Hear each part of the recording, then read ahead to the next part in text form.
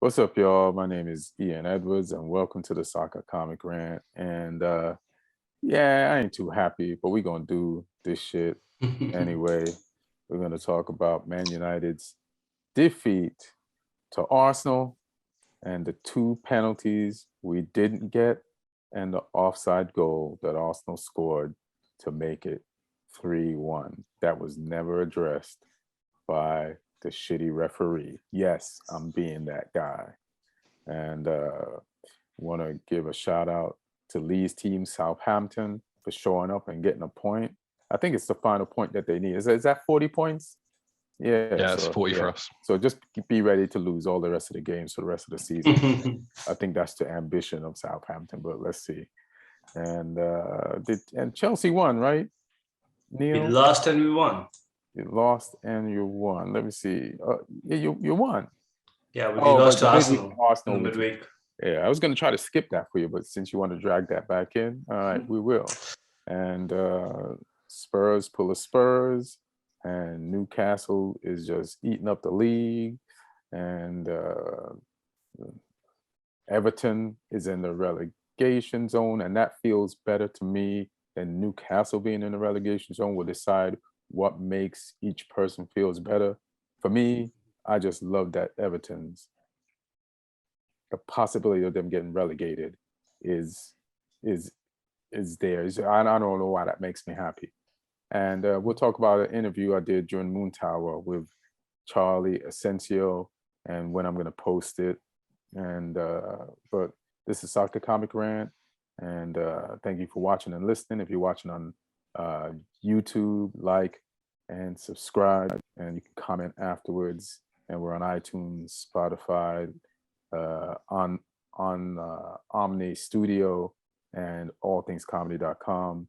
And if you want to check out our gear, it's at onthevolleyapparel.com. That's our sponsor. They have tanks, tees, hoodies, and sweatshirts for men and women. And they have our 3 Soccer Comic Rant t-shirts there. The link will be in below on YouTube.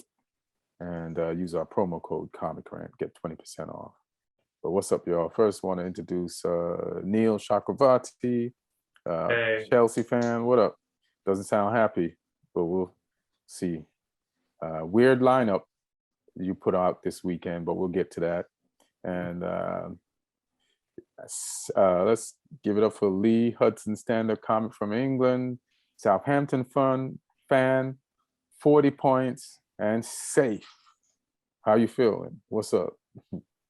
I feel just, I'm basking in the mediocre glory of reaching 40 points. Well, relegation battles for you. I know life is going to be boring for the rest of the 4 games this season, but we'll see. I'll take boring. You take boring. All right, that's good. So what's up, guys? What do we talk about first? Liverpool versus Everton. Is that the game we should address first? I'm just guessing. I think you guys versus Arsenal. Although Liverpool's probably the bigger game. I want to save it just in case. Yeah. I just want to save it just in case, just in case Emman joins us, and we can talk about it then. Plus, Liverpool probably was the second most important game. It's a derby, and it was definitely one of those games that could have tripped them up and handed Man City the league if they didn't get the full points. So big effects at both ends of the table, isn't it, that game? Yeah. Both ends of the table game. So let's just talk about the Liverpool finally getting through and beating Everton in the Merseyside derby. Who wants to go first on it? Yeah, I don't mind. It was an interesting one because Everton came with real just spoiling tactics for that first half, just trying to shut the game down, time wasting. What, 4 and 5? Time wasted in the first half. Yeah. Just Pickford hitting the floor every time he got the ball, and taking ages on those kicks. I think that little wink to the camera will come back to haunt him if they go down though, because they were acting real cocky for a 45-minute job.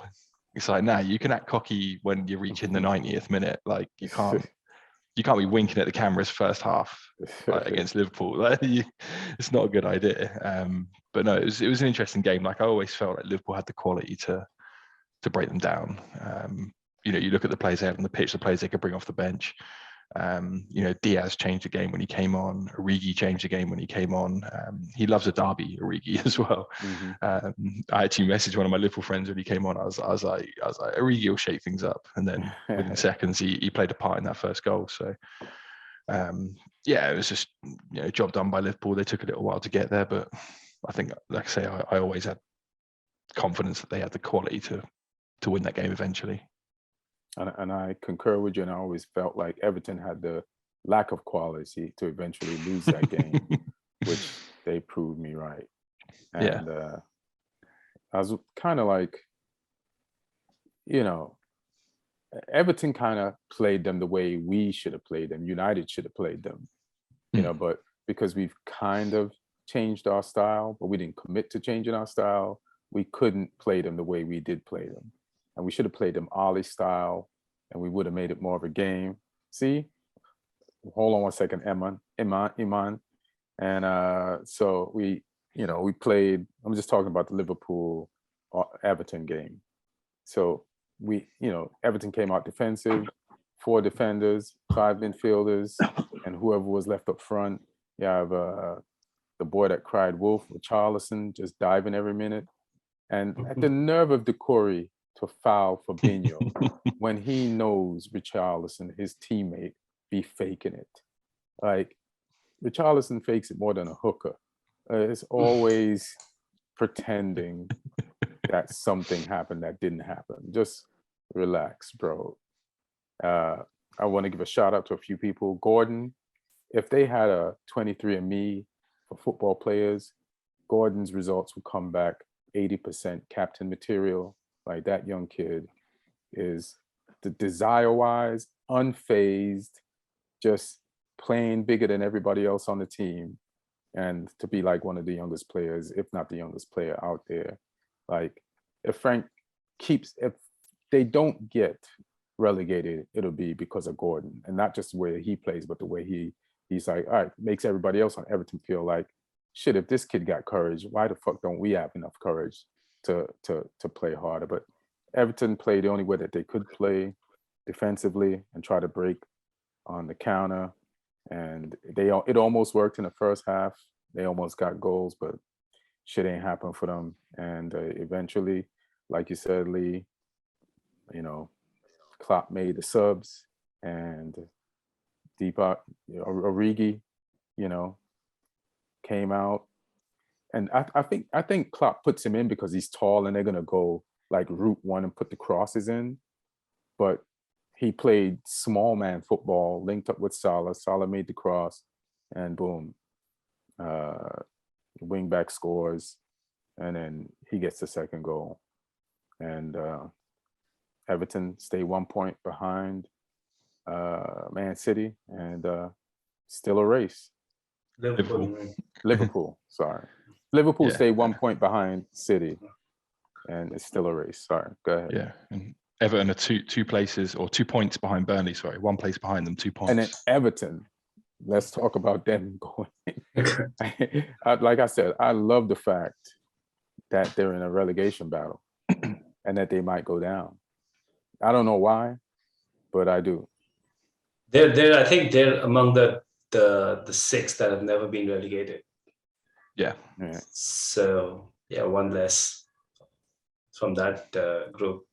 I was getting a little frustrated with the commentators that first half, going, almost like cheerleading Liverpool. Okay, why is Everton not making it more easier for Liverpool? Like, why are they playing so anti? Why is this anti-football? Why are we having to see this? I mean, this team is in the relegation battle. Like, what do you want them to do? Like, you've seen teams go to Anfield and get absolutely hammered trying to actually play open football.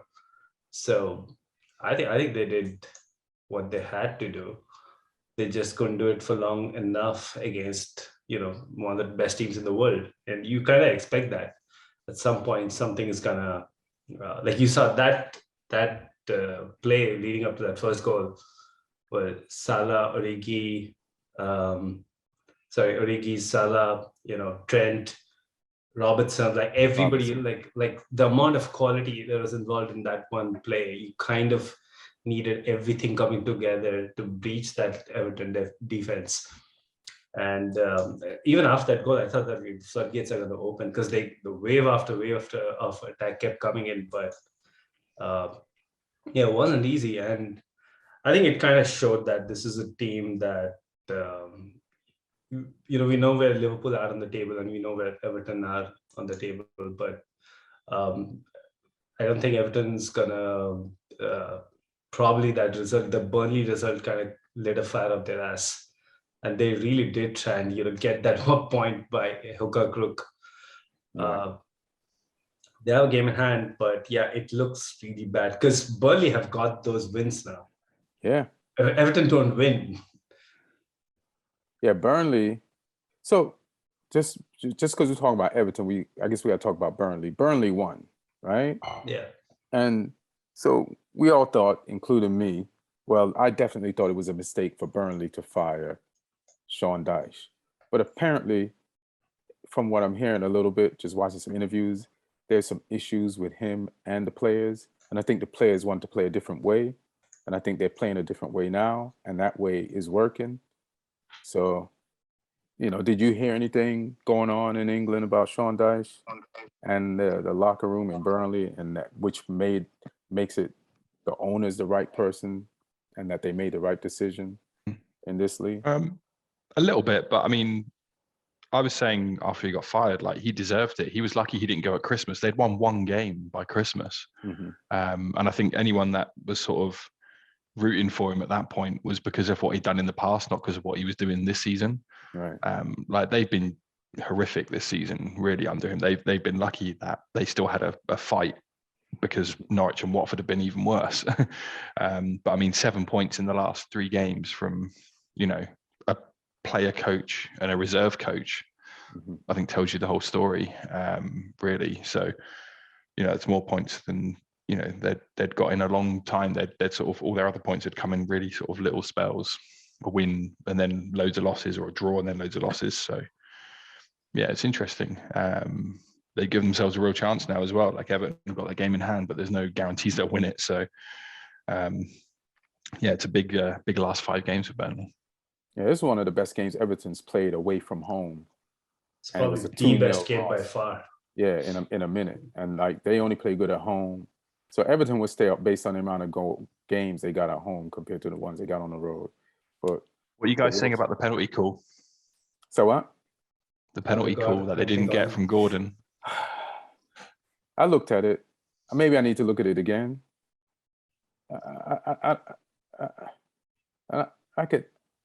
I'm not tripping over it. Like it was fine. What do you think? I think Matip got the body there, and I think Gordon was looking for it. Right. What do you think? I think he just got out muscled. I think that's one of those where I feel it's like a 50-50. So I'm comfortable with the decision going either way. I've seen those given though this season itself, many of them. Yeah. So it looked like man against boy. Yeah. And I found it really surprising that I heard on TalkSport Danny Murphy saying that, well, it's probably a penalty, but Anthony Gordon, he got booked for diving earlier in the game. So he probably developed a reputation. So, when you cry wolf, you don't get it your way. Mm-hmm. Like, this is, nobody knew of Anthony Gordon until a few months back. You're telling me like he's already built a reputation in that game though to the ref. And also, like, isn't this supposed to go to VAR? Like, aren't they supposed to take like a balanced view of things without the heat of the moment, take the sting out of, whatever happened earlier on in the game and just focus on the call? Lloyd my homeboy Lloyd's a Villa fan, and he hates Danny Murphy because Danny Murphy has been saying what all Villa fans consider anti-Villa shit.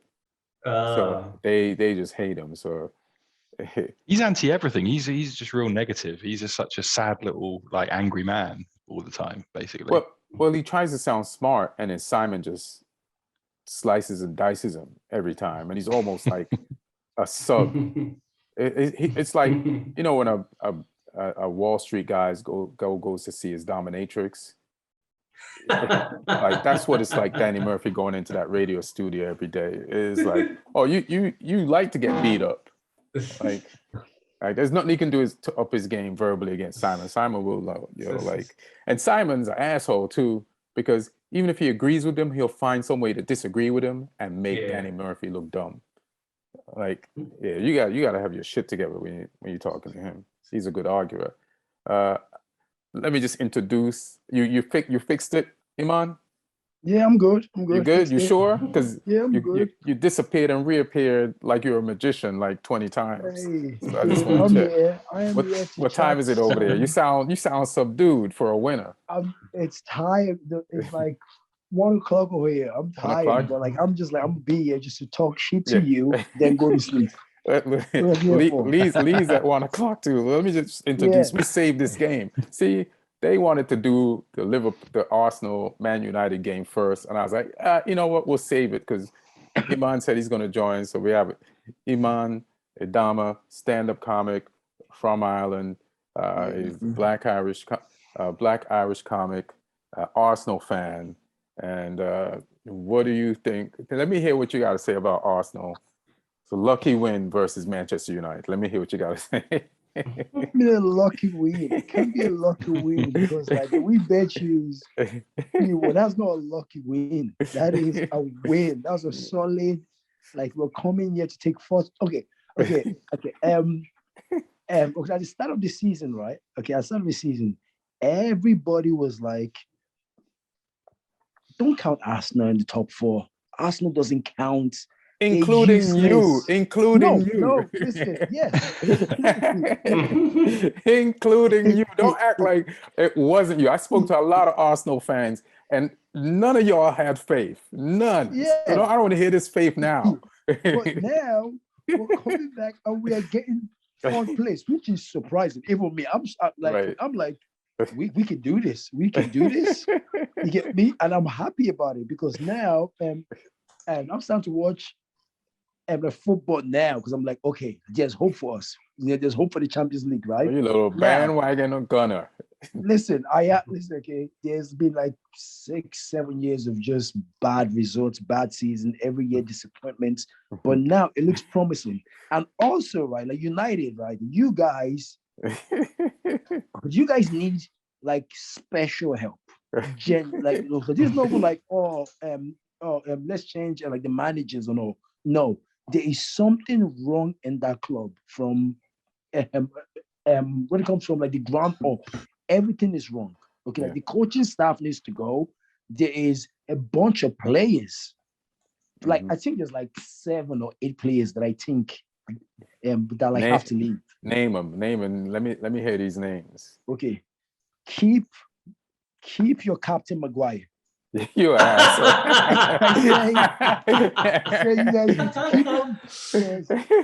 Keep Maguire, keep Phil Jones. Let's go. Emman wants more points off you next season. Yeah, that's what he wants. Listen, like Maguire, right? 80 million. You guys got robbed. 80 million for the guy is like genuinely, right? He is, I'll say, the 6th. Oh no, I don't know. I'll say it's like let's say like guys in the top 3 bad fucking defenders of all time that I know of. Yeah. Like he reminds me of tell me this guy's name. This guy used to play for Arsenal. His name was Senderos. No, Senderos. You had a few bad ones. Of Senderos because like Senderos was a disaster for us. Every time I saw Senderos on the team, I'm like, he is going to score on goal. He is the worst player. Like this guy's a disaster, and he's a Senderos for you guys. And every time this guy gets picked, and in my head, I'm saying to myself, what is he doing in training? What is he doing in training that like when it comes to like the managers are saying to themselves, yes, he's starting every week. He's starting. I'm like, this guy must be the best fucking defender in training. I heard, well, let me tell you what I heard this weekend, because that's been mystifying me too as an issue. And you're an Arsenal fan, and you're like, how the fuck is this happening? And so I heard he's one of the few players, because like how you said and pointed out that Man United has a lot of issues and troubles internally. Like now it's worldwide. You know, we know. You know, Scholes said he spoke to who did he say he spoke to? To Lingard, and Lingard said, "Yeah, man, this locker room is in shambles." And Lingard's kind of snitching when he did that. And I feel like Lingard. And Scholes is snitching too. Like, why is like if Lingard did really have that conversation, why is Scholes going around talking about it? They both snitched. Well. They both snitched. They both snitched. There's a double snitch, and but Lingard is probably one of the reasons why the dressing room is in shambles. But I'm not going to put it. The part he's contributing to the shambles is not all his fault either. Like the club is in shambles. Ibrahimovic said it when he was there. So I forgot what the point was, but I heard something today that was a little bit alarming. I'm going to say this and then I want to hear that. Okay.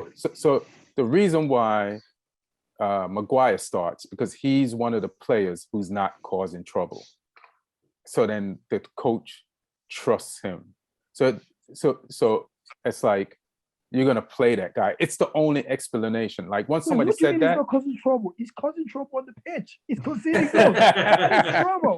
Like, please cause trouble in the dressing room and defense on the pitch. I don't mind you doing that. Yeah, okay? That's true. 100%. What did you hear, Lee?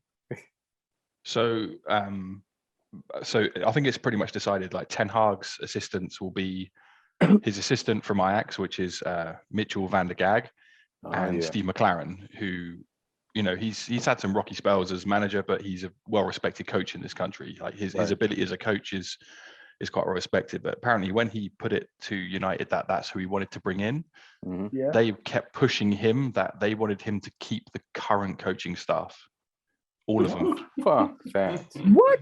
A bunch of underminers. Well, it's like, what have these guys done that makes you think they're worthy of keeping around? Like, the problem is the current setup, so that all needs to go. Like, they need a clear out. Like, you can't keep changing the manager if you keep the whole coaching staff, because basically Ranić's working with Ollie's staff, isn't he? Apart from the one American guy he brought, Chris Armas, he brought in with him. Right. So it's like, no, you need to just get all of them gone. Like, that just, for me, that tells you all of the board. All about the board when they just said, "Oh no, can you come in and work with the existing stuff?" It's like, nah, clear out, because I feel like those. Who's the existing staff anyway? It's like didn't all of them leave with the? But Fletcher's not coaching staff, right? But he's technical director. He's sitting on the bench right next to Ragnick. I don't trust that. He needs to stay away. I think it's the board. It's the way they. I don't like that. Just get them out. Just get them out. Yeah. You need to let him bring in whoever he wants to bring in. I think he was trying to get Van Persie still as well. But like Mike Phelan's still there. I'm just looking at it now. There's all these guys out there, and it's like, no, just let him. For the boys. This is like job for the boys. Job for friends. Let's keep all my friends in jobs and stuff, which is so bad because, like, okay, for the last 4 or 5 years, right? Like United are going down every season. They just keep getting disaster. And like came second last year. Second last year. This year, terrible. Yeah, barely. Second last year doesn't count. Okay, it doesn't. It doesn't because of Liverpool. But you didn't come second despite that. Sorry, we are 4th right now. You are 6th, so relax. Okay, don't come back. Never relax. Okay, and also, right, and Bruno, right, you guys were so hyped about Bruno. Oh, Bruno is king. Bruno is a flop. Bruno is a flop. Yeah, now you're on. Now you go ahead, finish this. No, first of all, right, Bruno's a flop, right? But last year, this guy scored like just one penalty, and everyone's like, "Oh my God, Bruno is king." He's scoring penalty, mate. That doesn't count. Anyone, I can score penalties. Like anyone can do that. Or Bruno, you're like, he's not that good. And guess what? Right? But this year, it just proves it, right? And I've always wanted some penalty hating solidarity of the party. And now, the thing that got me this year, right, is like this year, right? You guys signed them to a 3-year extension. Why? It's too long. Why? Well, listen, because that's how we do. That's what we do. And we can't sign Phil Jones and not sign Bruno. At least Bruno's doing something for, you know what I mean? Like how terrible would that look? Yeah? We can't sign Mata past his best playing days and not sign Bruno. You know what I mean? Just keep him on the bench. Just keep him on the bench. Just stock players. Sign them and stock them in the bench. Right. How is that possible? Listen, man, like you said, whatever, the whole thing is messed up, right? So hopefully Ten Hag and his staff will bring some stability and some good decision making. But tell me more about this lucky game that Arsenal won. I mean, what you mean? Can I bring up some points? Yeah, go bring up your points. I feel like we should have had 3 penalties.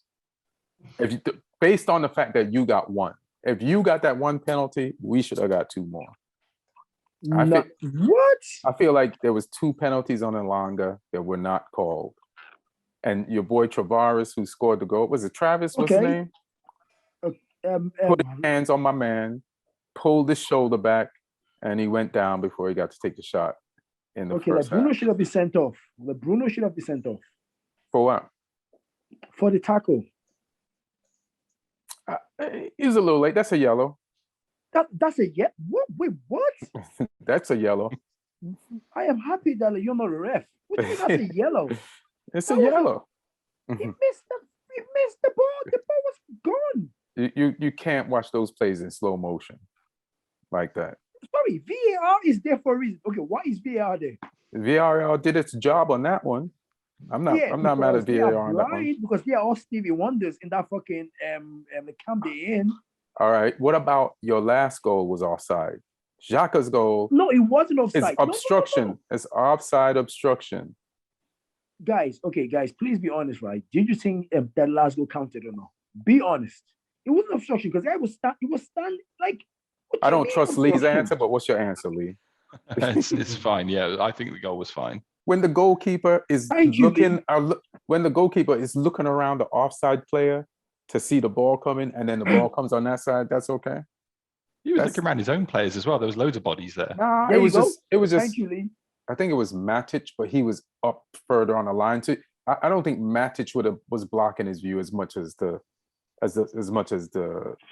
Arsenal player, like right in front of him. What do you think, Neil? I'm actually trying to remember which goal that was. Xhaka's goal. Xhaka, yeah. Oh yeah, I think that was. Yeah. I think that was offside. Thank you. Yeah. Of course, the Americans think it's offside. So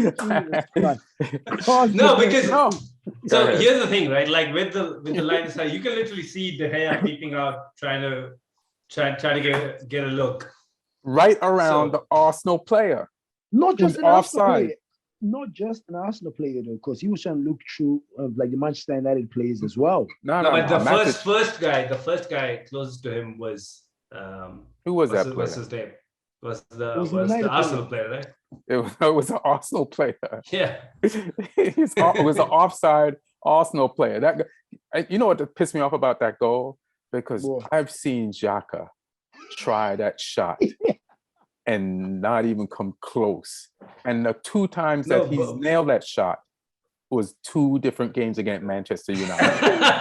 And that shit pissed me the fuck off. Like Xhaka used to try that long distance shot so many times, and the first time it worked was I missed, right? Yeah, and he did it a long time ago against United and fucking scored. And then he comes this game again. 3 times he's done it against United. Yeah, and he does it only against United. Is he on target? Only time. Like he misses against any other fucking team in the league. And he tried it against us last Saturday, and he didn't get anywhere near. Yeah, he did. And then all of a sudden, against United, he's Ward-Prowse. All of a sudden, so that's what pissed me off about that fucking goal the most. That Xhaka. But that was such a pointless goal. Like half the Arsenal fans were angry at that goal too. Oh yeah, why? Because a lot of Arsenal fans don't want Xhaka to succeed either. Like their bridges have been broken too. Like Listen, they, right? Look, he's looking round Lindelof and the player. Nah, right, he's but the nah, closest he's- guy to him is who is he? Is Pepe? no, that's not Pepe. That's got to be. Is that Saka? Sorry, wait, let me see. Sorry, against No, I think it's Nketiah. Yeah, so closest to De Gea is Nketiah, right? Yeah, he would have been able to see that if it was just. I think that's Matic. The United player was like It's Lindelof. Lindelof was further away from the play, but Nketiah was right in front of him. That's offside, and Nketiah was offside, so that's obstruction. guys, it happens. Guys, stop trying to make excuses. I'm trying to make excuses. So You you're guys talking lost about against us. Yeah, you guys VAR. lost Why did VAR overturn that? Listen, yeah, I thought that was a goal. That was a solid goal. Also, if you guys lost, Show him the picture one more time. You thought this is a goal? Please show him this. This is a hilarious photo. I'm looking at it from here, and no. Show the first angle. I like the first angle. Lindelof is in line with the ball. Holy shit! Yeah, but but Lindelof's in line with the ball. Lindelof's the one obstructing it as well as. But Lindelof guy. is. But Lindelof No, is but closer to the ball. Lindelof can't be offside. See, here's the thing, Lee. Like, Yes. No, but he's closer to the ball. Oh, okay, but if a United player goofs up, that's Look at that point. He's yeah, looking around. But if a United player goofs up, De Gea just has to eat it. But in this case, there's an Arsenal player who's causing who's causing a problem, right? This is how you know it's offside, because Xhaka wouldn't have scored that without Nketiah. They should just give Nketiah an assist on that. They should no way the season end without Nketiah getting an assist on that. It's just like that. fucking amazing. but you and a lot of pundits are going in on the United because we just lost to Liverpool in a disgusting way. But I did feel we put up a fight in this game. Like, if you go, let me look at the stats for this game. I think the goal was the game was pretty close because the penalty, this goal questionable. Mm-hmm. I don't think United played better than Arsenal, but exactly. I think it could have gone either way. It could have gone either way, yeah. And but the score makes us look pathetic. This wasn't the game to go in on the United players. Like 14 shots each. Arsenal had 7 on target. We had 5. You guys had 55% possession. We had 45. You had 507 passes. We had 412. Pass accuracy was 84 for Arsenal. Ours was 81, which surprises me. We had 12 fouls, so we got in there. We beat you on fouls. What do you got to say about that? I don't hear no argument about that. We got 4 yellows. You got 3. like Arsenal. Wait, listen, man. When you losing, like last week, the only solace I took from the Liverpool game was like we beat them in fouls. It was the only stat that we were winning in. Hey, you won 7-1 on corners against Arsenal. Oh, there you go. There you go. But like the other game, like Arsenal beat Chelsea, that was a game they actually deserved to win. So even though they clearly played better than us in that game, and so even though they got that absolutely, that shouldn't have been a penalty in the last moments. I didn't really. I think we're all missing the key thing here though, which is none of us want Spurs to finish 4th because we all hate Tottenham. So. That's going well. What did you think about your game against Chelsea, Emman? The Chelsea game, I actually didn't watch that game. Why? Was because I was traveling, so I didn't see that game. Mm-hmm. But I didn't watch the highlights, right? But as I started watching like the game, right? Mm-hmm. And when I found out that we were winning, but that was when I started watching any game. I'm like, you must stop traveling. Like he just stopped traveling wherever he was. Oh no, he was on stage. You just pulled his phone out. And just I'm like, wait. You don't gotta watch me watch this. Okay, I'm watching the game now. 1-0 we're winning, and then I take my phone, and then I'm like, it's time for me to and that now okay, deep down, guys, right? Every time I watch like an Arsenal game, we lose, right? So I try not to watch it, but like till I know that like we're winning, because like if I start from the start, we're losing. And like, I am sick of just getting pissed off every Saturday or Sunday for the old day for no reason. So you started watching the 2005. last 3 games before the Chelsea game. Yeah. And you caused those losses. Yeah, I did. So for me. And Neil said since you start watching since 2005.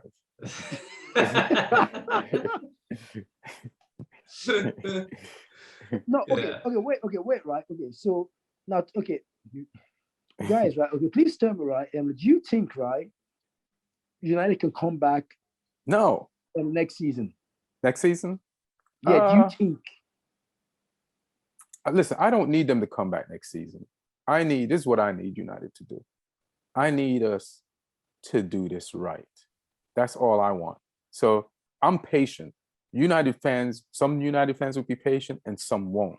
Like some people would look at a loss as a bad result, but I'll look at how we played and how we're learning to play as a good result despite the result. And I just want to see some growth and us head in the right direction. I feel like we have the right coach and we just need the right players and we need the right system. So I'm down to build some shit. You know what I mean? I was a young comic first and I used to bomb every night, but I understood I was getting better. Now, do the rest of the fans know that? Do they understand that? I do. So I wanted Ten Hag. I didn't want Poch. Like Poch just got fired. True, yeah. I'm all about Ten Hag. So Daniel, right? It's so weird, right? When United fans says, right, that for us, right, all we have to do is build. We have to just keep building. And in my head, right, I keep saying to myself, what's that? It's been so many years that you guys have been building a new team, building every year. What's building? Spending more money than us, buying building. more players. And guess what keeps happening? Disaster constantly. And I feel that like it's gonna take you guys 3 to 4 years. You hope that's what it's gonna take. I pray for that. No, you pray. Yeah, you pray for that. But I think it depends also. Like, what do you mean by coming back? Because are you gonna top 4? Because right now, right? But they are competing for the top 4 right now. Because no. Right now, right? Right now, right? No, stop. No, because there's Arsenal, there's Tottenham, there's Chelsea, there's Liverpool, there's Man City, there is nobody else. No. I'll say you can't say West Ham. You can. You can't say West Ham. Because this United team are 2 points ahead of them, though. This United team are 2 points ahead of them. So because United are comfortably better than West Ham. Yeah, and they're distracted with Europa League, and their team is so small, and they might lose their best player next year. But you look at next year, right? Like I don't think Liverpool or City are going to drop their standards. So those are 2 spots. Yeah. Those are 2 spots gone. Chelsea, there might be a drop because I don't know if you've noticed, like with the stuff that's happened with the contracts and stuff. I think we're going to start next season an entirely new backline. So yeah, Rudiger's gone, Christensen's gone. Where's Rudiger going? Madrid. Where's he going? So did we get the here we go on that? We heard Thomas Tuchel, who is bigger than here we go, I would think. him pretty much saying that Tuchel said he's definitely leaving. He didn't say where, but he's confirmed that he's definitely not staying on. So that means they're going to sell him and get the money. But no, he's going on a free. Contract's up. Man. That's the absolute, top tier ridiculousness of this board. Like they've let Christensen, Rudiger leave at the same time on free transfers, and they also sold like really talented, young centre backs that you've had in the last 12 months. Do you really want Christensen after the assist he gave that Arsenal? I think this club invested. I think that this club invested a lot of time into having into getting both Rudiger and Christensen to real top quality level. And they were like, for the most part of the last 18 months, they were at that level. So then to like completely lose all of that gains, and again have to start from scratch. I think it's one of the toughest things in the Premier League to build a league title contending backline. And I think we've finally managed to do that. But so it's again, we're back to square one. So it sounds like you might be in the market for $80 million Maguire. We're going to be in the market for an $80 million player. Although I know one. If you need a defender, I think I think Harry Maguire has spoiled it for everyone. Like nobody's going to spend $80 million on a centre back. They're gonna like maybe have that guy play the first half of the season on loan, like make him do all sorts of tricks in the training ground before they can commit to a centre back. They're gonna give him like forward incentives in their contracts. Yeah, you know what I mean. One of the transfer rumors that I find interesting though is De Jong to United. It's like it's like I'd love it if that would happen. I really want to see him in the Premier League. I mean, it's not. Why would I saw that and I'm like, that's just United fans, like thinking they could just take whatever they want. Would it? No, that's called broke. That's called broke Barca. Yeah, true. Barca need that money to do what? He's not. They need that money to replace De Jong. to pay off debt and actually be able to have some money for wages. He's on big wages because they signed him before they were broke, so he's on big money there. I mean, we'll take him, but that'd be a huge mistake. Like it's the Ten Hag link though. Ten Hag is I think it's just a lazy rumor. It's a lazy rumor. You're gonna see half that Ajax team getting linked, like everybody who's ever won an Ajax top in the last 5 years. They're all gonna start getting linked. I heard Eric Van der Beek is linked to us. Is Daley Blind not linked again? Are you getting Blind back? I heard Eric Van der Beek is linked to us, and he belongs to us. That's how much. It's just lazy rumors. Donny Van der Beek. No, my bad. I couldn't remember. Hey, him and De Jong could be your centre midfield next season. I'd take De Jong, but I don't think that would be a mistake for Barca. They should just take the L on that salary. I think De Ligt is looking to leave Juve, so that's another one that will get linked. That's I'm not sure about crazy transfer fee and salary. Yeah, that's the thing. He's and also you're going back in bed with Mino Raiola. Yeah, for a shitty player. I'm not saying he's shitty, but he's not living up to his full potential over there, and that's not what we need at Manchester United. Yeah. Anything else you want to say about the lucky game? Anyone that's living up to their potential won't be wanting to sign for you. I mean, yeah, true. because you guys kill careers. You guys literally kill careers. Wow. You guys know you guys do that. You guys are like the place people go like, oh yeah, the guy was gonna be a star, and then he went to United, and what's he doing now? He's on the bench. You get me? So I don't know, man. But deep down, okay, literally, right, this is my final statement. Then I didn't have to go up to bed to sleep. I just want to say to you guys, thank you, United. You know, it's always a pleasure beating you guys. I'm happy that Sir Alex Ferguson has stopped managing you guys because he proved that you guys were shit. Yeah, he was just a good manager. That you guys were shit from Sir Alex Ferguson. He proved that like you guys were. But we knew that though. That last squad. You guys Ferguson, knew that? Oh, no. Yeah. You guys were talking smack. All my friends were talking smack to me. Those are. Listen, when Alex Ferguson won the Premier League, I looked at that squad. Chelsea had better players. You guys had better players. Like I never rated that squad, and that's why I know he's a good. That's the reason why.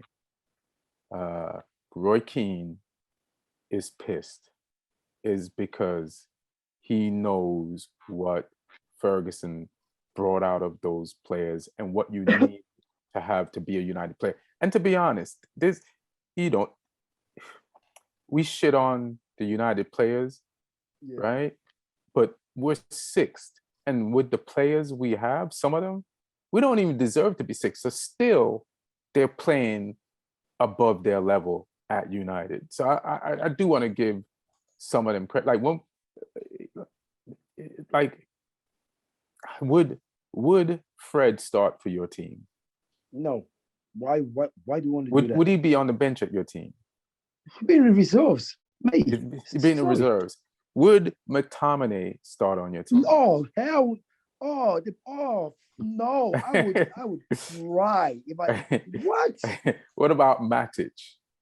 Matic is dead, man. He actually had a really good game against y'all. It's just that he's just too on the bench. The guy's not consistent. He's not, and again, he's old. Right. So, but that's our midfield, and we're still 6. So you gotta give. No, okay. We do play with more spirit than we have. Like that's your whole engine. No, but if you think about it, right? Okay. And you guys spent so much money than us. You guys have spent a lot more money than us. Listen, you get me? And also, do you guys go about? Oh yeah. When it comes to like the recruitment, we have like the best scouters. We have now the you best do. Scouting. And I'm like, how do you guys have the best scouters? You guys who's are telling people. You're getting into arguments with people in bars. That's what it sounds like.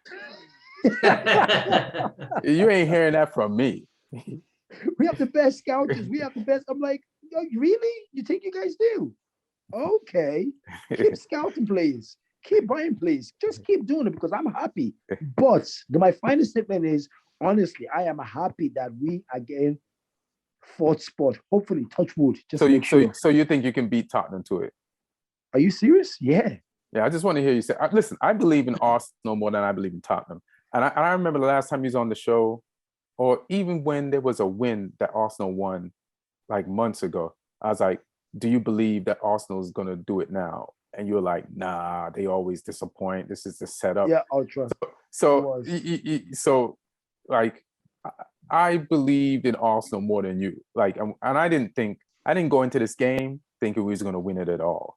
So you're unloading on me based on the drunk Man United fans that you engage with on a daily basis in person.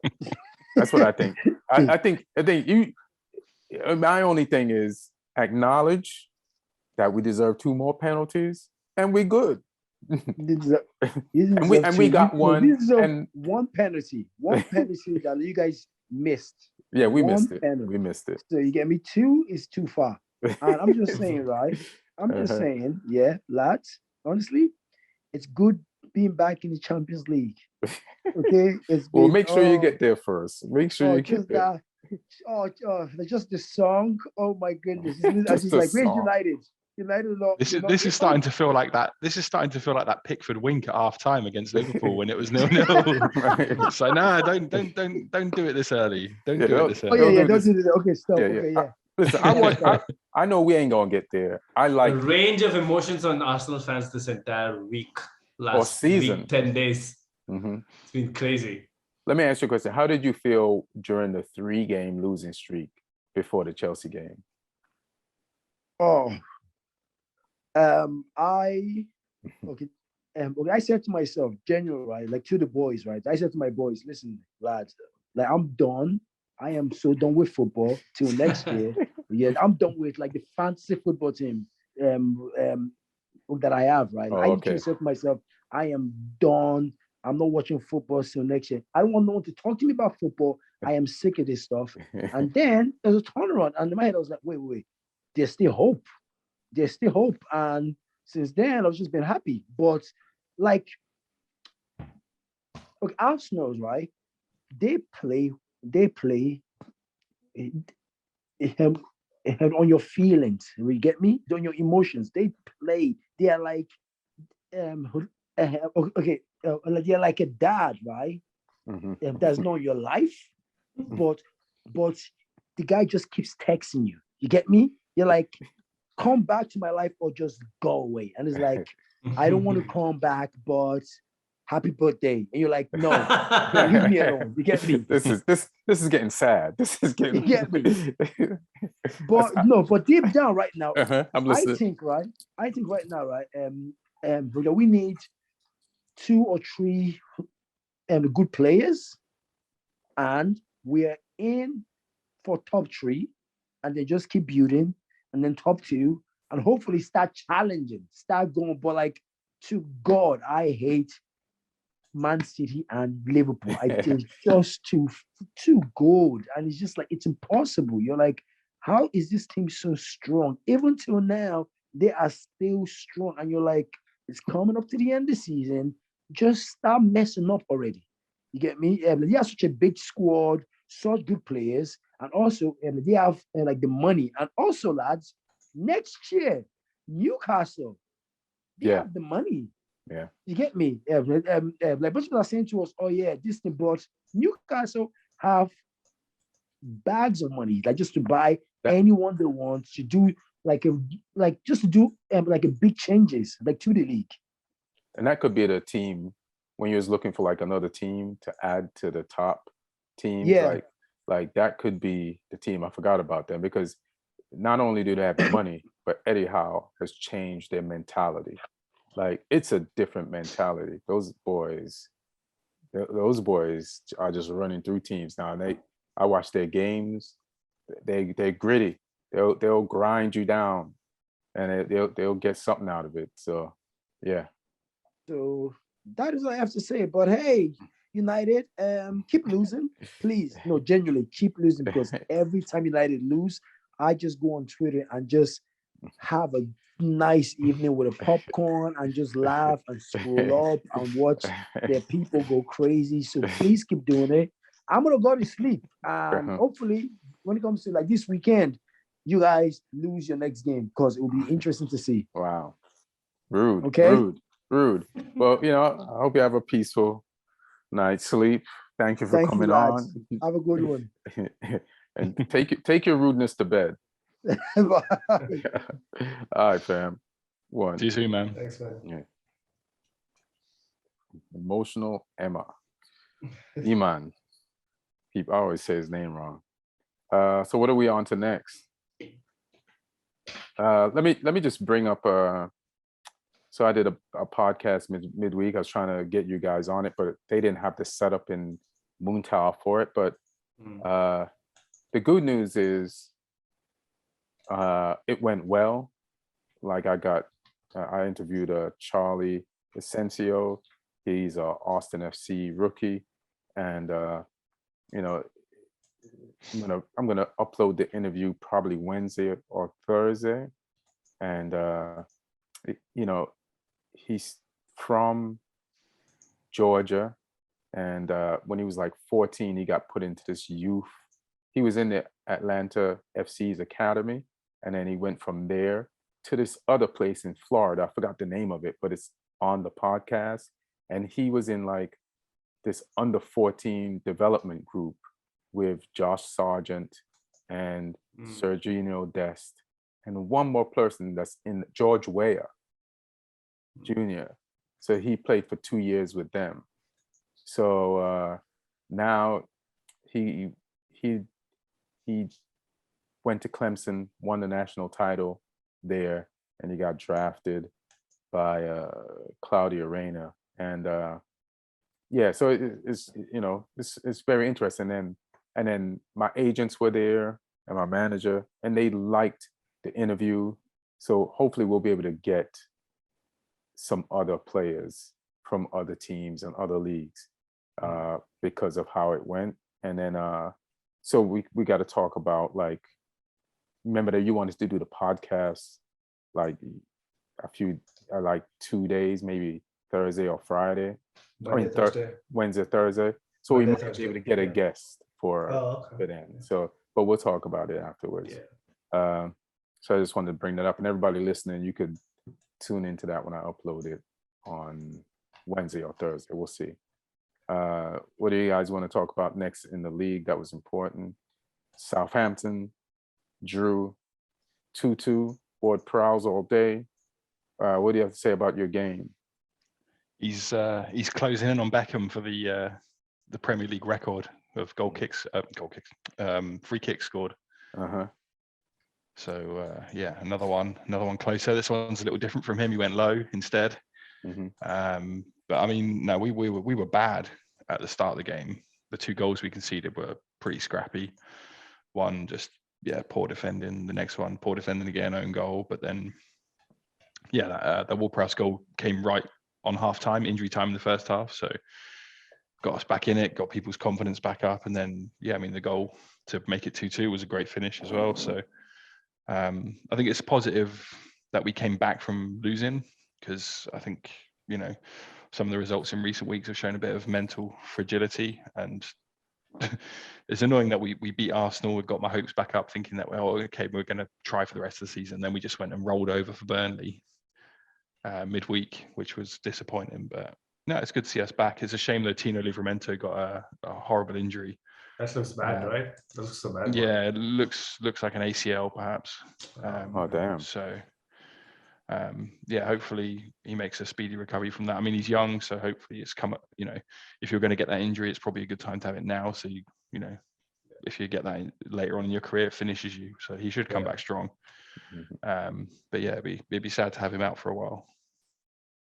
And do you think Ward-Prowse will pass Beckham's record in a Southampton jersey or in some other jersey? Ooh, that's a question.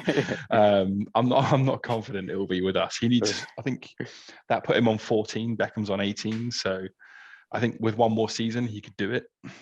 Because I think he scored like 5 or 6 this season, maybe. How old is he?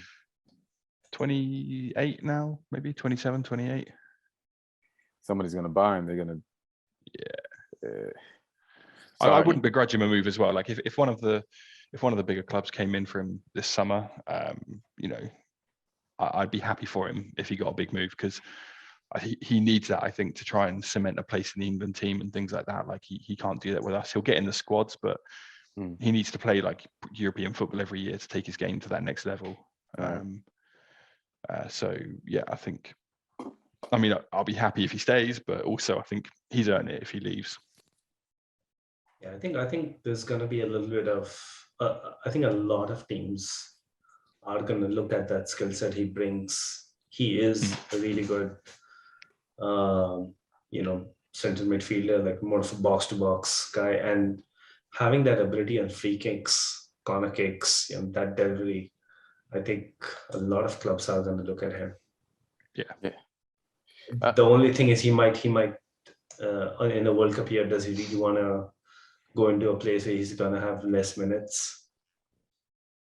Yeah, no, he might get a lot of minutes because he's been playing like better. Like one problem with Ward-Prowse is like during games, he wouldn't be the best passer during games, but now overall, he's covering ground, and he's like, his technical ability in the middle of a game has improved. So I just think he's a better player overall.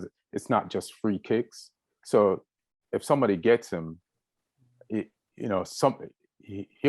gonna rival whoever he's going to, the players on that team for playing time. Plus he has the free kicking ability. Like, and then you know what? I've seen him. He hustles, right? Yeah. He wins the ball. So he works his ass off, because I mean we play quite often with a 2-man midfield as well. Right. So like, he has to cover so much ground, and he wins the ball so often. He's, like I say, he's up and down, he's box to box. So. Yeah. So somebody's looking for Declan Rice is trying to go for 150 mil, right? That's what West Ham is talking about. Like, nobody's talking about that price for Ward-Prowse. Somebody would rather grab a Ward-Prowse now than a Declan Rice. It's just more bang for your buck. I think the thing with the Rice is like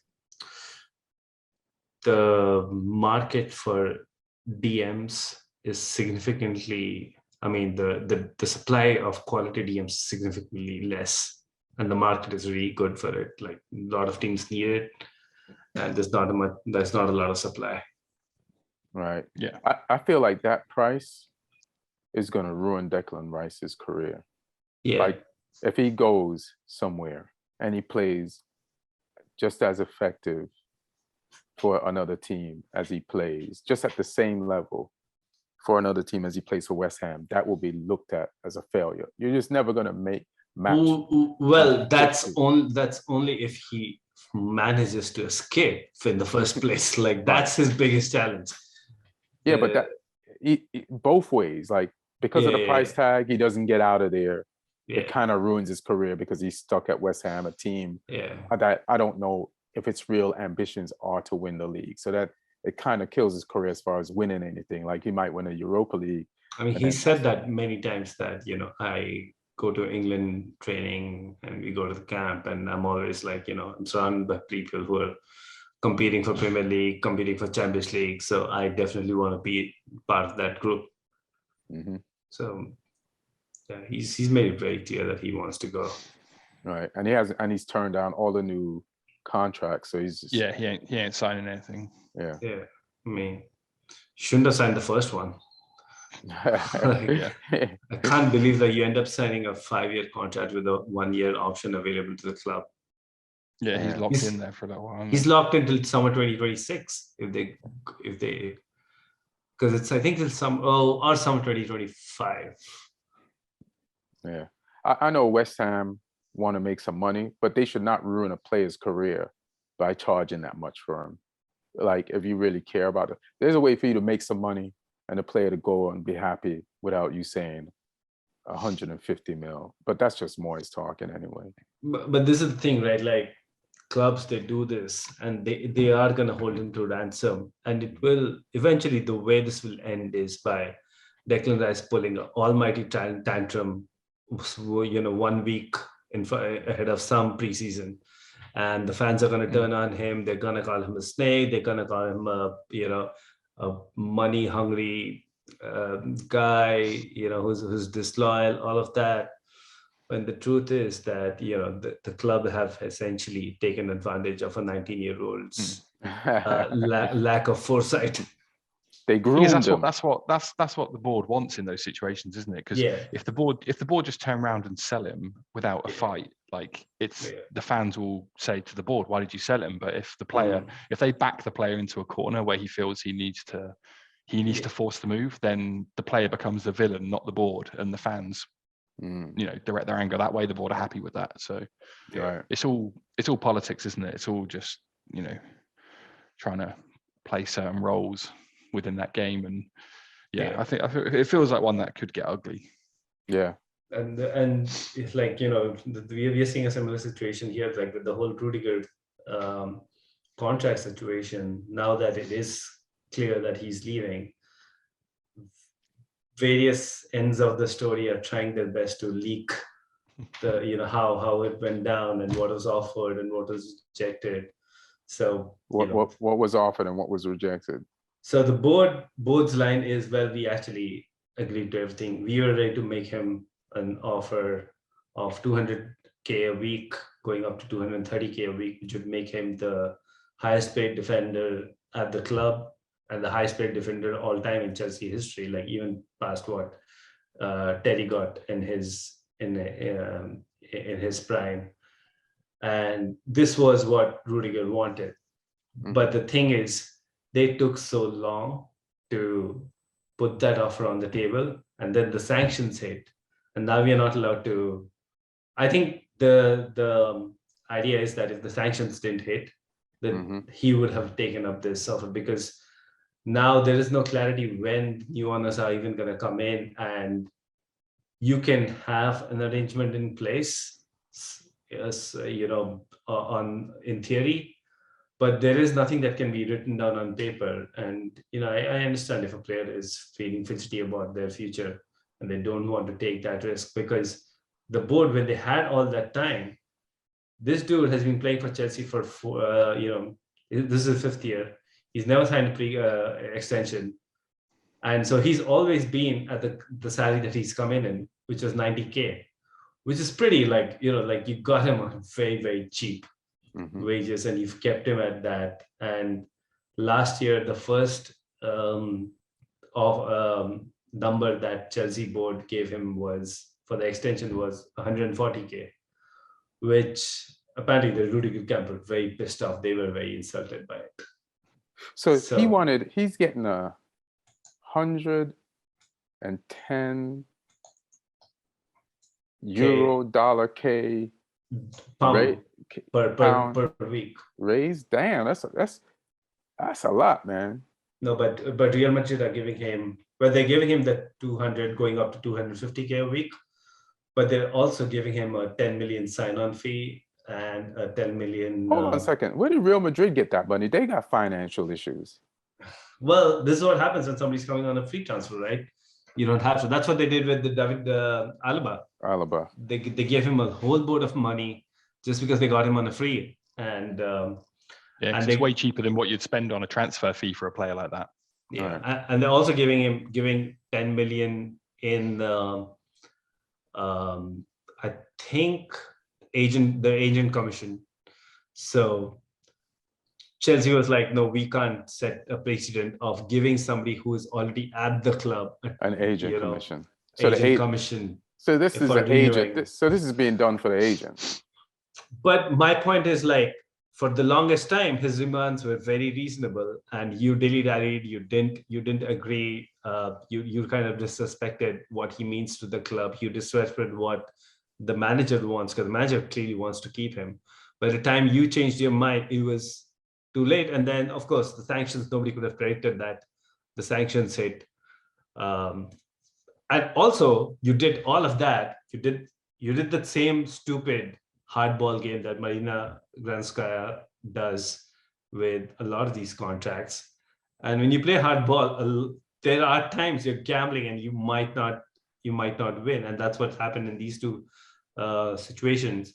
And you've also, in the meanwhile, in the last 12 months, gotten rid of Tomori, who's doing really well at AC Milan. You've gotten rid of Mark Gahey, who's captaining Crystal Palace. You got rid of Kurt Zouma, who, apart from kicking a cat, is doing really well at West Ham.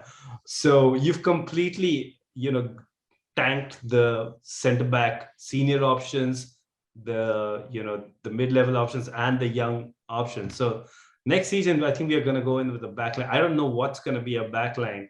It's going to be 38-year-old Thiago Silva, 22-year-old Trevor Chalobah, and 19-year-old Levi Colwill. Forget who your back line is. You don't even know who your owner is going to be. Let me ask you a question. The situation Chelsea's in now with their owner, right? Say Rudiger said, yes, I want to stay with you guys. Could you even re-sign him? No. Could you even give him a contract? We can just give him our word. You can just give him a promise, that we are going to do it. We can't actually put anything in writing. Damn. So, and all the three parties that are left in the bidding process, they have all said that we want Rudiger to stay. We'll do whatever it takes, it costs to keep the guy. But he's already it's still uncertainty, right? Like he can, what if somebody's mind changes? He's not had a good experience of dealing with board members at this club. So what if he gets an injury by the end of the week, by the end of the month? Real Madrid have an offer rate for him to sign right now. Mm-hmm. And he can actually legally do that right now in the last 6 months of his contract. Oh, yeah. So it's just a shambles. So basically next season, it's going to be I'm trying to forecast it. And essentially next season, we're not going to be able to compete for the league because I don't think any team has ever competed for the league with a brand new backline. And what with Lukaku up front and Werner?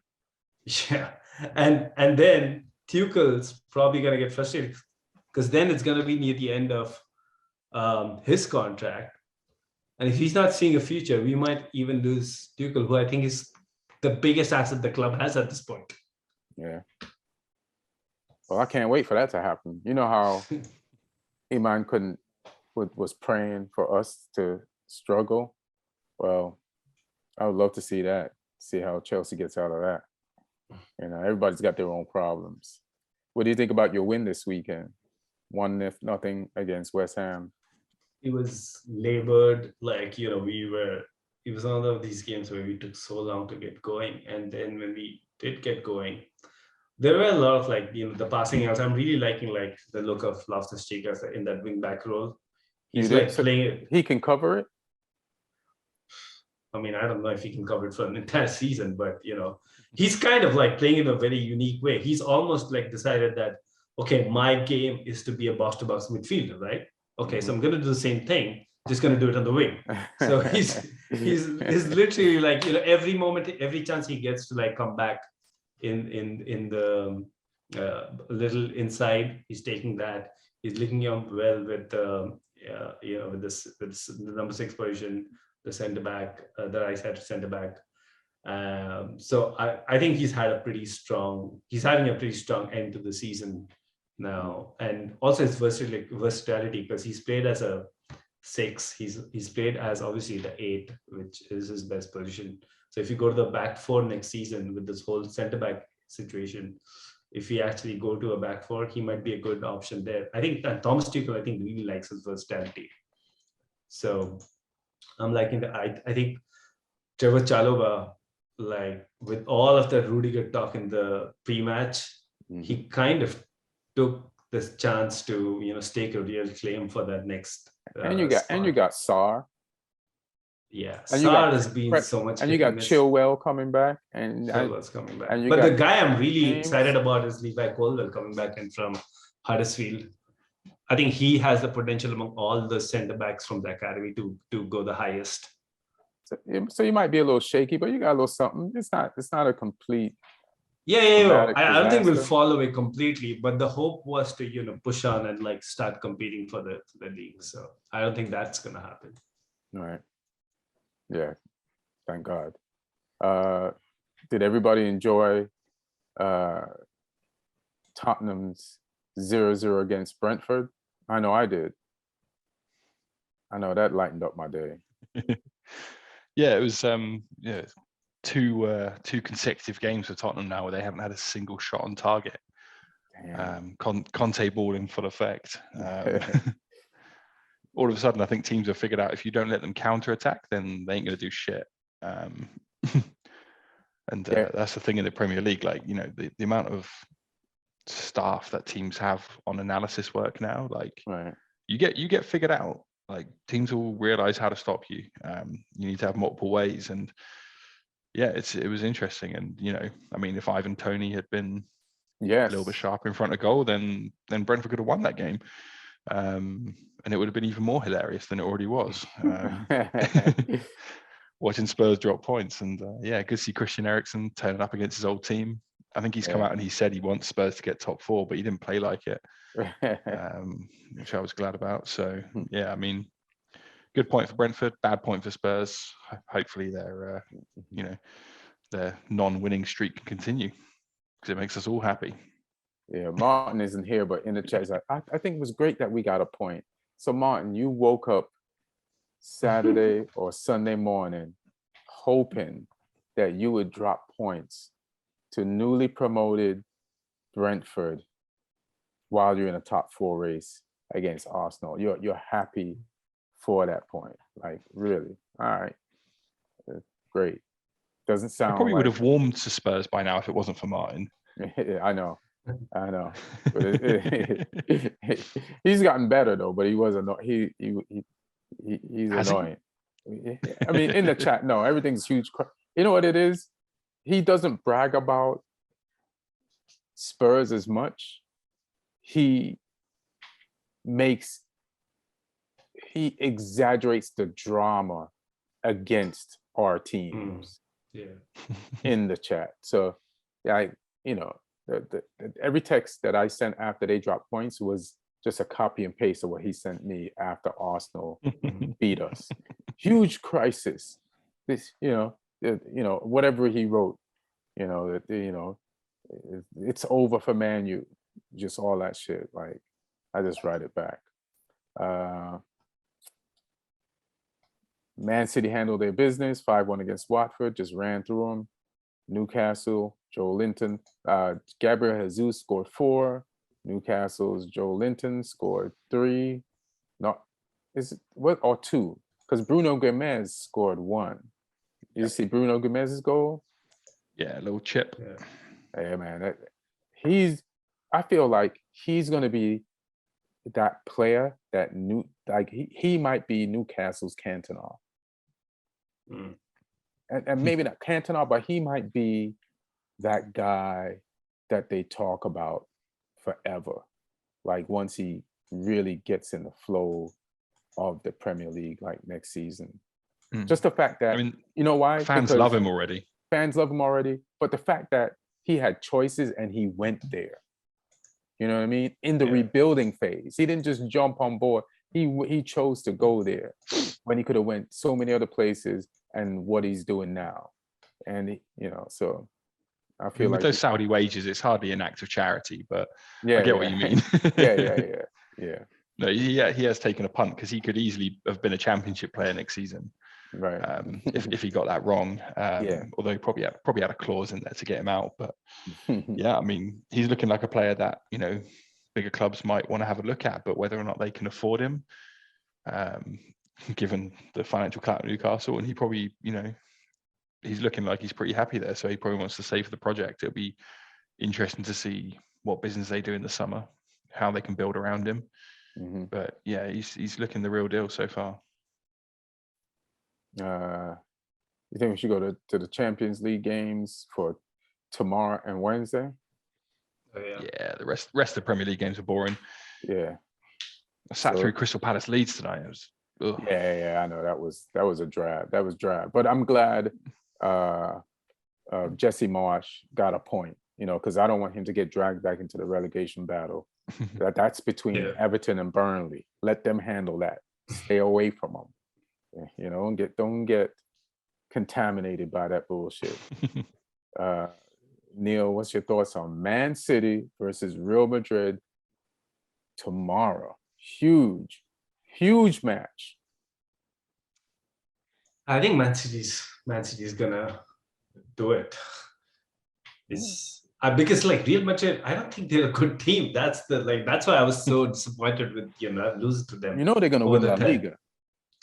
Yeah, but if you see the way they played, I don't think they were the better team of the two legs against us. I don't think they're the better team of the two legs against PSG. But they have this insane ability of making sure, those individual moments count. And they, of course, have the brilliance of, Benzema, brilliance of Vinicius, brilliance of Modric, the brilliance of Courtois at the back. It kind of reminds me of the Chelsea teams in the mid 2010s when we were like a pretty, we're not the greatest of teams, but we had a Hazard, Costa, a Fabregas, a Courtois who could change games on their own, and we kind of coasted on that. But I just feel like against a team like Man City, who are capable of being ruthless on their own terms too, and they're not probably going to make as many mistakes as PSG and Chelsea made. I think that luck will run out. You know what Real Madrid remind me of? You watch boxing, either of you? Yeah. Bernard Hopkins. Especially the way you describe how they weren't the best against PSG and was it Chelsea? Yeah. He just fought kind of he would never let you play your game, and if you did, you'd still lose. Well, Bernard used to hold a lot and then hit, and then just pile up points that way. And I Real Madrid is just kind of reminding me of him, not completely, but after what they did to PSG and Real Madrid, I would worry about Man City tomorrow. I don't think this is as cut and dry. Yeah, I don't think it's cut and dry. Definitely, it's definitely way less cut and dry than the other semifinal. So it's gonna be a good game. Yeah, I think also City have this new weapon now because Gabriel Jesus, he looked at the Haaland stories last week and he went, "Oh shit, I need to up my game," and then he went and banged 4 at the weekend. He's like, no, I'm wanting this spot. He's like, I'm not going to Arsenal. I'm gonna score so much they won't sell me to Arsenal.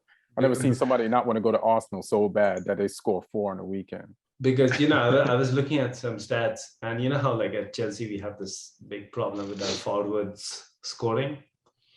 I realized it's not that different at Man City either. They've been coasting on a lot of goals from midfield. Gundogan and De Bruyne, their forwards like Jesus before this game at least, Jesus, Raheem Sterling, Mahrez, they haven't really been scoring a lot of goals. So Phil Foden's had a silent year, a silent season so far. So it was about time, like some of these guys came to the party. You know who don't have a problem scoring? Benzema. Oh yeah. Vinicius Jr. doesn't have a problem getting an assist to Benzema, and you know who's been coming on strong recently and scoring more goals? Rodrigo. Yeah. Hate that thing. Yeah, so I don't know, man. I'm gonna go Real Madrid on this one, just to win over both legs. I'm gonna go Real Madrid. I just, I'm a Real Madrid fan. I'm definitely not a City fan, and so I'm gonna go Real Madrid. And what do you think about Wednesday? With who that on Wednesday? Liverpool Villarreal. What you got, Lee? I mean, you got to think Liverpool favourites in this one. the amount of quality in that team is just, I mean, they proved it the weekend with the change they were able to make to win the game. Just depends whether or not they're fully focused with obviously the league battle going on as well. But I mean, City are in the same boat, so I mean, Liverpool should win. But Villarreal, I mean, knocked out Juve, admittedly not the best Juve team of recent years, but knocked out Bayern as well. So Emary knows how to set up and win knockout games. He's been doing it his whole career. Like, this is his speciality, is two-legged European fixtures. He did it at Sevilla so many years, did it at Villarreal last season in the Europa League. He's doing it this season in the Champions League. So he even knocked out Arsenal versus us in the Europa League final. Like a couple of seasons ago. But I mean, and they got Danjuma, who's probably one of the most informed players in Europe right now. He scored 2 against Valencia at the weekend. So he's someone they're going to have to watch out for, especially if the fullbacks go forward a lot for Liverpool. Because if they leave spaces in behind, that's where he's going to exploit them. So that'll be interesting. But I think, like I say, the amount of quality in that Liverpool team, the amount of firepower in that Liverpool team, they should get that job done. What do you think, Neil? Yeah, I think pretty much the same. I mean, Emary is a proper coach, so it's not going to be, he's going to set themselves up. It's going to be a nice tactical battle, but yeah, they're going to have so much of the ball, Liverpool. And when they start attacking that goal, at some point, something's going to break. Like we saw against Everton, like I think Everton for the most part defended really well, but you can't. Villarreal's better than Everton. True, but how long can you stop all of these guys? So for me, it's all about like, do Liverpool like get the job completely done in the first leg, or they leave the door ajar?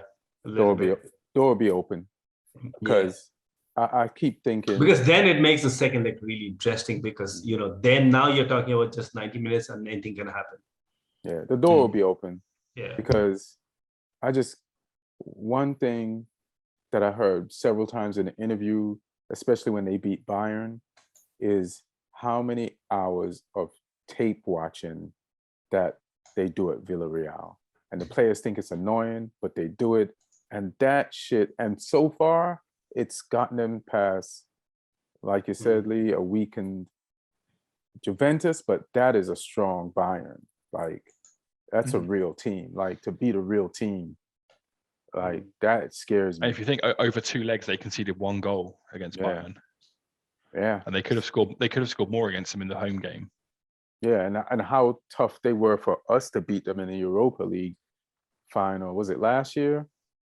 They were just, and then the thoroughness that everybody scored their penalty. Like everybody scoring their penalty is a next level detail of preparation that like Chelsea did it this year. Was it? No, Liverpool did it this year against Chelsea. So maybe we're dealing with 2 teams All right, so let's put it this way: two teams with the top level of preparation, but one has better players, which is Liverpool. Liverpool should win, but Emary and Villarreal will be a pain in the ass, and it won't be done in one leg. So I'll go with that. Emre would wanna, like, it's an English opposition. He wasn't treated well when he was in England, so that was by he would. Iman's people. No, but generally, like, the fact that he can't speak English fluently became a bit of a meme. Yeah, which I think is a little unfair. So he would want to prove a few people wrong. He spoke English worse than the lawyer in My Cousin Vinny. The stuttering lawyer that when he was like on trial, like the actor that played that lawyer, like he was fluent like before the trial, and he goes. Emary struggles with English. Like I've never seen somebody struggle with English like that, like at such a professional level or anything. But yeah, he's proven himself over there. He's Spain is where he thrives. Did you check to see if we had questions? Oh yeah, we did. So we'll do that. Okay, here we go. So first is Joe, good old Joe again. He asks, you think, this is the news that came in earlier this week. Okay. So Joe's question is, you think Serena Williams and Lewis Hamilton will be the new Chelsea owners? What do you think? So they're apparently investing in the bid that's spearheaded by Sir Martin Broughton and Lord Sebastian Coe. So that's and obviously they have some of the Philadelphia 76ers guys on that bid too, and a bunch of other people. So these two folks, of course, they're going to be minority owners if they win the bid. And I think the front runners are still the Todd Bowley bid. And interesting set of tweets came out today from Paul Cannaville, who's become a pretty prominent voice in this whole process. He is a Chelsea ambassador for diversity and inclusion. He was the club's first Black player, and he faced a lot of racism back in the day. And I think the club have in the last decade or so taken a lot of steps with him, consulting with him, and given him a pretty prominent position at the club. And his view was that he spoke to Martin Broughton, and this did come up. And his point was, well, the club is already doing a lot of diversity. They have a foundation. They're doing a lot of good work in that sphere. So just tagging along celebrity names for them, just for the heck of it it didn't really make a lot of sense for him. So that was his viewpoint. And also there's a couple of other, like the Martin Broughton, they're trying to do some sort of, maybe this is something for a future podcast, because a lot of clubs are trying to do this fan token kind of thing with cryptocurrency to try and get more extra revenue. So yeah, it's an interesting bid, and of course they're one of the last three standing, so they do have a chance, but I don't think they are going to be the chosen one. All right. I enjoyed Max Verstappen's banter in the interview when he got asked about Lewis Hamilton's potential involvement. He's like, isn't he an Arsenal fan? Yeah. And Hamilton pretty much the next day said that, as growing up, and both these clubs were very close to, they were part of the family. Like we had Chelsea fans, Arsenal fans, and I was, my sister, she used to keep punching me to support Arsenal. But then, hey, I went to a lot of games with their uncle who's a Chelsea fan, and he's kind of trying to play it as if, no, I wasn't exclusively an Arsenal fan. Shit, he's trying to play it as if just in case he doesn't get the bid, that he could still go back and go to Arsenal games. That's what it sounds like. I don't think he can go back anymore now. Yeah, he's from Hertfordshire, which is like a county just north of London, and it's very firmly Arsenal territory. Yeah, yeah, that makes sense. And Serena Williams also on record as being a Real Madrid fan. So, Oh yeah, you know, but I mean, you know, like the Todd Bowley bid, which I also feel seems the most sensible bid out of all of them. They have one of their top 4 partners, Jonathan Goldstein, who's a Spurs fan.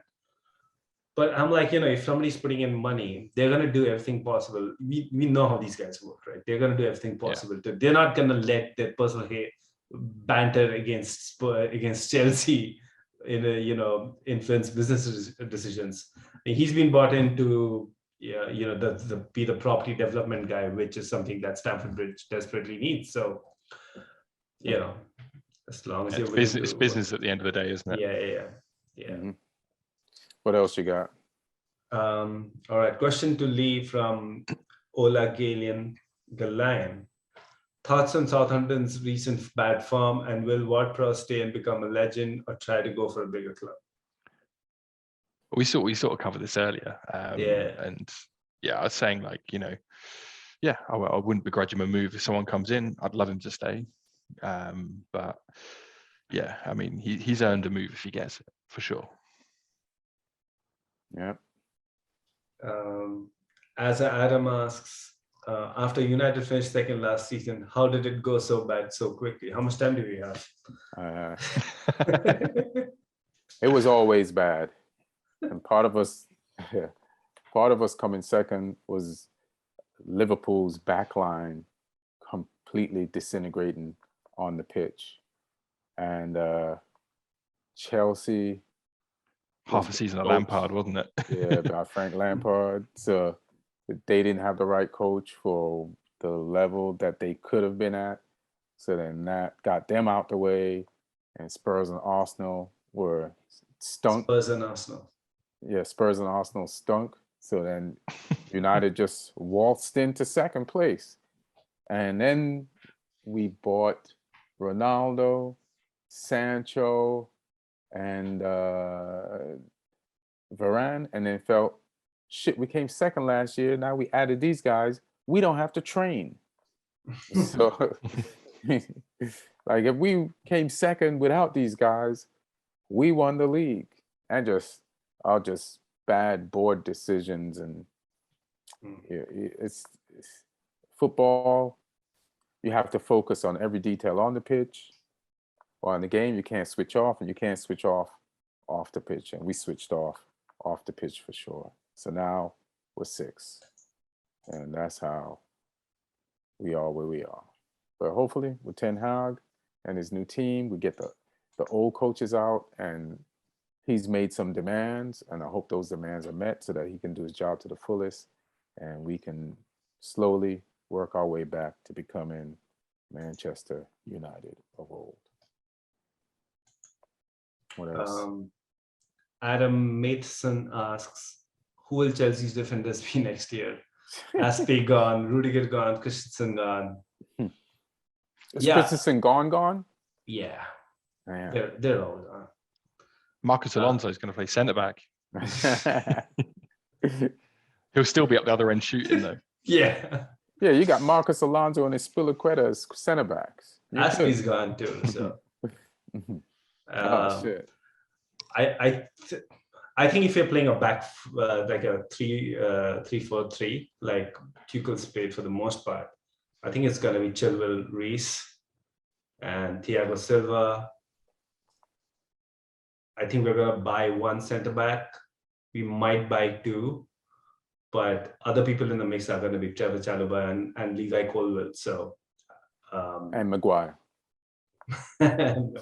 I think Jules Koundé, the Sevilla guy who Chelsea were very keenly in, and that transfer fell apart in the last days of the last summer window. I think we're finally going to go get him, but I don't know if you're going to go get one more. But yeah, I think we're going to hear a lot more about some of the young guys next season.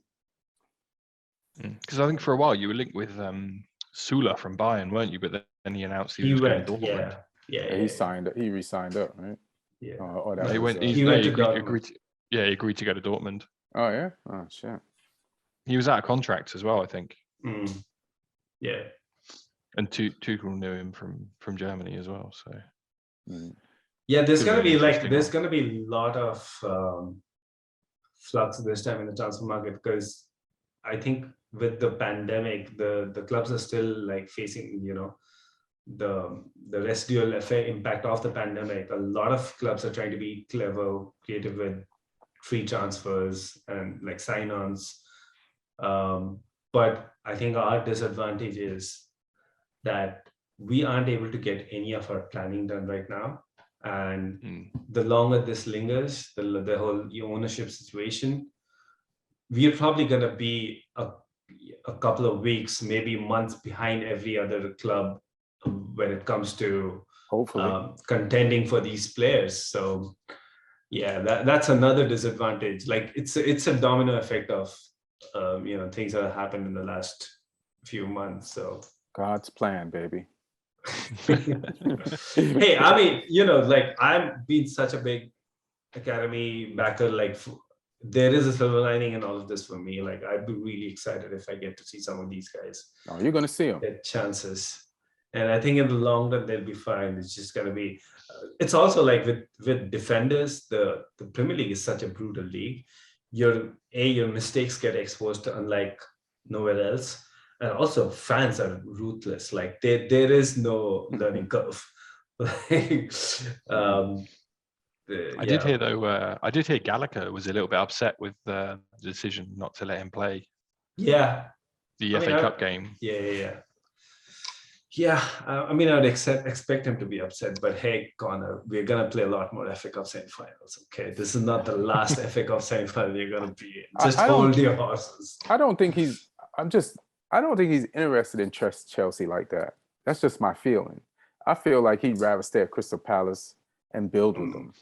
I mean, he's a Chelsea boy through and through. He's been there since the age of 8. And Rio Ferdinand said on his podcast a couple of months back that he had done an interview he was at West Brom at the time last season. And I think after the interview, he pulled him aside and said, hey, when you're talking about, he mentioned that I want to make it at Chelsea, that, this is not, I think he's coming back. Tuchel's been very, praising him a lot. And I'm really interested to see, like, if we actually make the switch to a back 4, I think at some point we have to start using a 3-man midfield, because the number of box-to-box quality midfielders we have is crazy, and then more coming. So I think we have to use that at some point. All right. I got a quick question. Even though go ahead. I was going to say, even though Palace were like really bad in front of goal tonight, watching Eze and Gallagher in the midfield together was good fun. It was just every time the ball went to Zaha or Mateta, they just missed everything. But those two guys were building everything. Yeah, and they put Eze like in the middle of the park, and he looked good there. So my question is, just going back to the Premier League, Man City got. I have one more question from the list. We're gonna go back. We're gonna go back. Okay. Cool. I just want to ask you two this. Yeah. Man City got Leeds and Liverpool got Newcastle this weekend. Which one has the highest? Which one of the top 2 teams has the highest probability of dropping points? I mean, both their opponents are playing for something. Both what? Like Leeds, they're battling relegation. They would want to do. It's not going to be an easy game from them. Right. And Newcastle, literally, like every player there is fighting to stay on in the team next season, and Eddie Howe is fighting to show that they are capable of being that next big club. So So yeah, I think it's gonna be. You want to think that Liverpool is gonna be a tougher game because it's Newcastle, who are I think the second best team on form in the league. Yeah. So it's literally a top of the table clash. Yeah, it is. It's a top of the table clash ever since Eddie Howe. If you do the table from the time with the beginning of this year, go ahead, Lee. Yeah, let me see. As I say, I think Liverpool definitely have the tougher game. I mean, like I say, watching Palace Leeds tonight, like Palace were carving Leeds open. Just looking at the stats, 17 shots, 7 on target. Yeah. City will do that easy, and they'll score. They'll finish them chances. Yeah. Yeah. Palace was all over Leeds. Sorry. Yeah. Yeah. So I can't. I mean, Jesse Marsh had an interesting interview after the game. He came out and he said, that he'll come up with a plan. He's already played against City this season for Leipzig. So yeah, he thinks he's got a plan. So it'd be interesting to see if they do something different. But I mean, if tonight's anything to go by, yeah, City will take care of that business quite easily. And then yeah, Newcastle's a tough one for Liverpool. Yeah, definitely. Second best team on form in the league. Actually, second best team since the turn of the year. That is true. Yeah. So you're not playing where they're at. Yeah. They're ninth. You're not playing which is pretty crazy. Yeah, you're not playing ninth like class. If you remember the beginning of the season, like the middle of the season, this is crazy. You're not playing ninth place Newcastle. You're playing second place Newcastle. Yeah. Who are ninth? What's the last question, Neil? Okay, so the last question, what?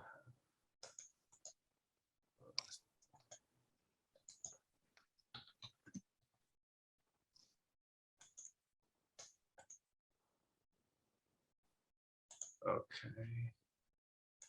Oh, this is Simon Ando asking, are you okay? Yes. Asking me? Yeah. Does he listen to the podcast? Yeah, I think this is about the United results. I know, but does he listen to the podcast? Because I've told you guys the results of all these games. I think that should be the title of this podcast. No, I'm fine. Like, my silver lining is we got Ten Hag, and the season's over to me. Like, it's just a formality that we got to go, and there's 4 more games left. But who cares? And bring next season on. You think some players would? I'm in jail. I'm in jail, and I got 4 months left. I'm staying out of all fights. I'm on my best behavior. I'm gonna get my GED in prison, and then I'm gonna walk out that gate. The end of the season, into my new life and new team. That's what I'm gonna do. I'm fine. Yeah, model prisoner, baby, from now on. You think some players are gonna really, try and impress Ten Hag in the remaining games? What's Ralph Rangnick's role right now? Like, looks like he's lost. He's not okay. Fine, he's not going to be the manager next season. It looks like he's even lost the job that he thought he was going to have next season. Yeah, it seems like that. Like, I don't trust that they'll keep him on. I hope they do, but you can't rely on this board to stick to the things that they said they were going to do. They changed their mind fast. They bend to a lot of public pressure. They're not sure what they're doing. They've never created a winning team and won anything. They don't know. So I say, keep him. You got him. You have a contract with him. Like, use him. And like, the more football brains you have there arguing for the right thing, the more of a chance those right things get done. So we'll see. I got a question for Neil. Manchester United versus Chelsea this weekend. What do you think? Not this weekend. It's in 3 days. It's Thursday. Thursday, yeah. Yeah. I mean, we should beat you, but then we should have beaten Arsenal too. So I think it'll depend. Like the lineup I saw versus Arsenal, I was like, well, either like Tuchel's getting bored right now of the rest of the season with nothing much to play for, or like he doesn't rate Arsenal at all. So He doesn't. This is your game in hand, right? Do you have a game in yeah, hand? I mean, If you yeah, blow this, Arsenal could catch you. yeah, but like fifth place is Maybe. never catching us. So Maybe. how does it matter if you finish third or fourth? But yeah, I definitely want us to like get as close to 80 points as possible to show like the improvement from last season. But yeah, we've been controlling a lot of games, but we've also made a lot of mistakes in the last, like against West Ham, the last game. You could literally see how scared the players were on the ball because of the mistakes in the last few games versus Madrid, versus Brentford, versus Arsenal. There's a lot of circumspect playing. It's only in the last 15 minutes where we actually played the best Chelsea we've seen. So I don't know how we are gonna play. I don't know if Rudiger is gonna play. He's had an injury right now. I think Kovacic is out for the rest of the season. So yeah, it's Reese. I think he's injured himself again. So yeah, I think we're getting a sighter of the next season already. The way it's funny how these things turn out. Yeah, all I have to say, if you don't win that game, it's on you. Yeah, That's all I gotta say. Yeah, I think even like in the hospital ward, we should still win this game. Yeah, I'm not. I'm like I said, I'm just trying to have the season end. So I'm calling it now. That game 1-1. Possible. That's very possible too. I mean, the United game in the in December was the turning point of our season because we were flying really high. We had just beaten Juventus 4-0 in the Champions League in midweek, and that game somehow like we dominated the game a lot, but we just couldn't get the breakthrough. And then Jadon Sancho scored on the Jorginho mistake on the counter. We somehow got a penalty and scored, but that started a string of just before that Chilwell got injured in the second half versus Juve, and our season completely unraveled over this next month and a half. Well, we'll see. So that's it, right? Anybody have any last words or last rites? I just want to say before I forget that I'm at the La Jolla Comedy Store this weekend, Friday, Saturday, and Sunday. So that's April 29th through to May 1st. Yeah. Nice. Yeah, I'll be up there. So I'll see you up there.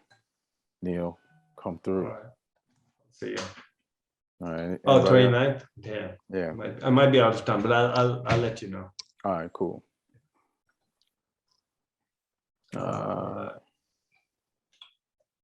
So that's it, everyone. Thanks for listening. I'm gonna post the interview with Charlie Asensio, Austin FC player, midweek. Yep. And thanks for listening. Be safe. Be good to each other. One love.